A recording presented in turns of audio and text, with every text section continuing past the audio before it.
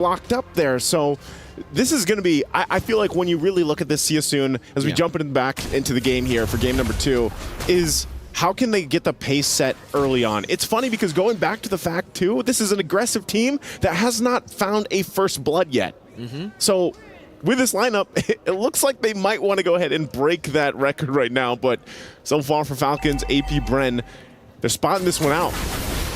Get up top, Felix gonna be able to get them damage on the Flap-Teasy, the deadly catch. They got it. Chases him down. There you go. They got it. For the stats, first blood. The first blood ever for See You Soon at MSC. There we go. And you just have to curse it. Yeah, that works like that. So with that, they're actually going to be able to get this turtle too. So this is what I was saying, man. With the lineup they have, if they can get the momentum going early on, that's great. But also, they're spending a lot of time here. Oh, bottom lane, that's a solo kill, Soul.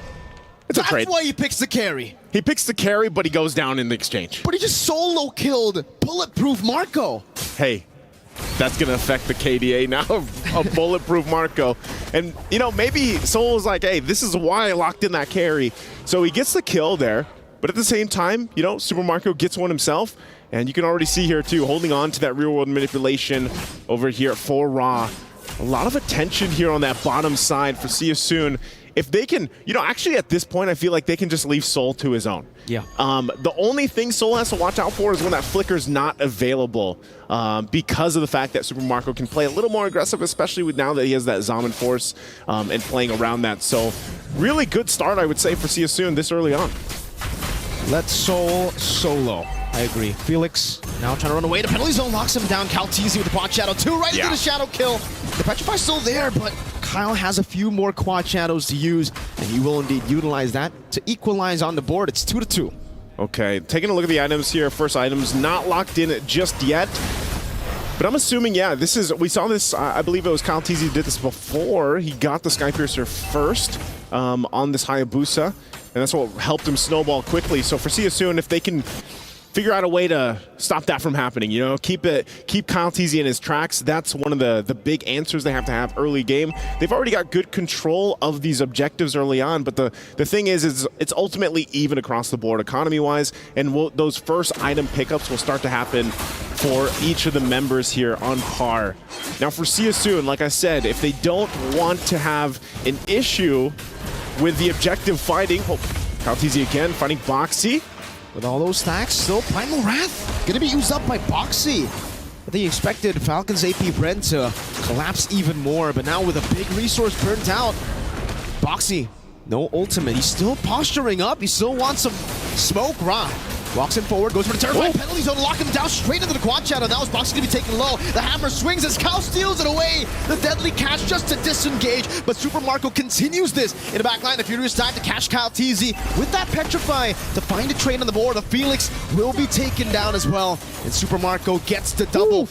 Meanwhile, Soul up top, picking up all of the turret gold. Hey, that's great for Soul. Again, interesting exchange there. Sorry if Felix does get a kill, but then eventually goes down himself. It's a good thing he took out Cal-Teasy.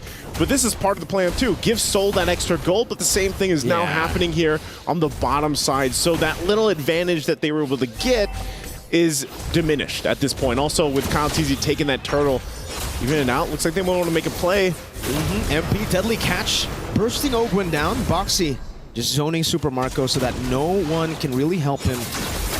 And it's actually a Queen's Wings rush here for Flap-Teasy. I think that's his second item. Very quick, Soul goes back up top. Flap-Teasy is actually taking a whole lot of damage here. Soul might be looking for another solo kill, but Flap-Teasy is still a bit too tanky here. It's a Queen's Wings first item, not even War Axe. Yeah, not even War Axe.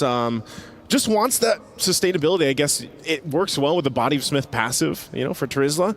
And then, like we mentioned earlier, he has Brave Smite.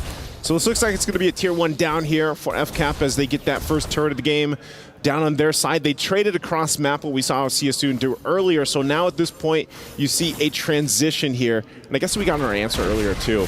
The Bulwark is not going to go ahead and shoot the Deadliest Catch back to them. But that's a no-no. That's a no-no. And at this point too, for Falcons Ap.Bren, you know, controlling with a little bit of a lead, it's more so where do we find our pick-off potential? And that's usually on the whims of Flap right now. If he's got Flicker available, you can see the gold difference too fall into place here, of course. The biggest one, I mean, relatively even, nothing too crazy actually between lane to lane here. Boxy's taking a bit of damage now. Flap-TZ again. This is why he goes Queen's Wings. He doesn't even need damage. Felix gets zoned away just when his Mod Force forced to use the Black Dragon form. Boxy pops in.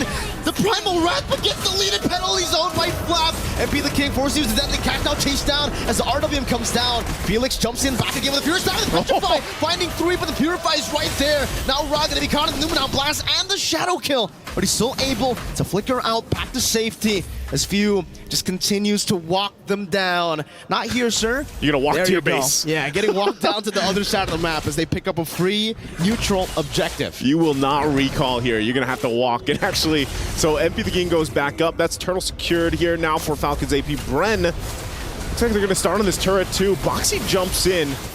Kyle, that's a quad shadow. He has one more. The intrusive thoughts definitely getting to him there, but hey, he's able to make the right decision. Don't go in aggressive. They can just go for the purple buff, and they'll take it away. Now in the mid lane, still with the siege. Boxy's forced to use the Primal Wrath, and even Dead Flap just jumps in under the turret, straight into Cal TZ with the quad shadow. Boxy losing his life, the shadow kill. Even so much damage just to zone there in the back line as Super Marco pops the Zaman Force to take the tier 1 down.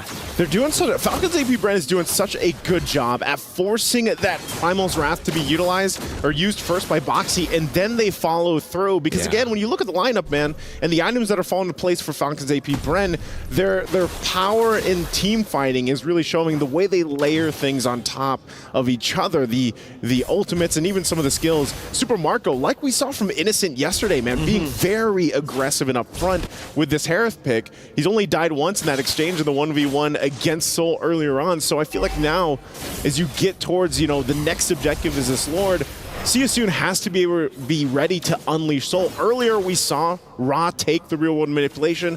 You know, the game, the Land of Dawn basically looked like a board game at that point, but that's something they can work around with. You have Ra with the real world manipulation, you have a Deadliest Catch, you kind of have to hope that, all right, we get Falcons Ap.Bren to use some of the ultimates that they have, withstand the shadow kill from Kyle TZ, and then possibly be able to re-engage. That's, again, going back to the reference of it's a whole lot of boxes that Seasoon has to box off here, check off here. It's really tough now, I feel, for Seasoon, right? Because really the proactivity is all on Falcons Ap.Bren, and they've been able to utilize it so well.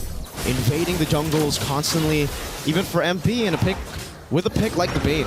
You don't really need that much farm, you're still good anyways. But when the Hayabusa is 2 levels ahead, 2 levels. now down to just 1, but when he's also 1,000 gold ahead on the Assassin, it gets really tough for you. He only has a War Axe, the Endless Battle. Like LaFell said, you know, he usually goes for the Thunderbell, but because maybe in the early game he needs a little bit more damage because the team is kind of lacking damage, he's forced to go for the Endless Battle, and even then you can see the poke from Few, from Flap, onto Boxy even more with the new glowing wand, man. It's just burning him down. And that's what I'm saying. It's just, we're going to force you to use that Primal Wrath early on so you don't have it for the fight. And they just completely cut off Seasoon.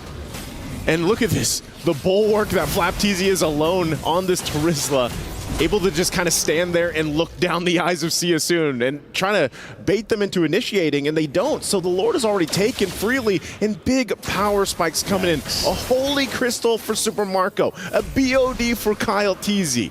These are very big items picked up that already increase the power for Falcon Ap.Bren when they've been pretty dominant the last 3-4 minutes or so.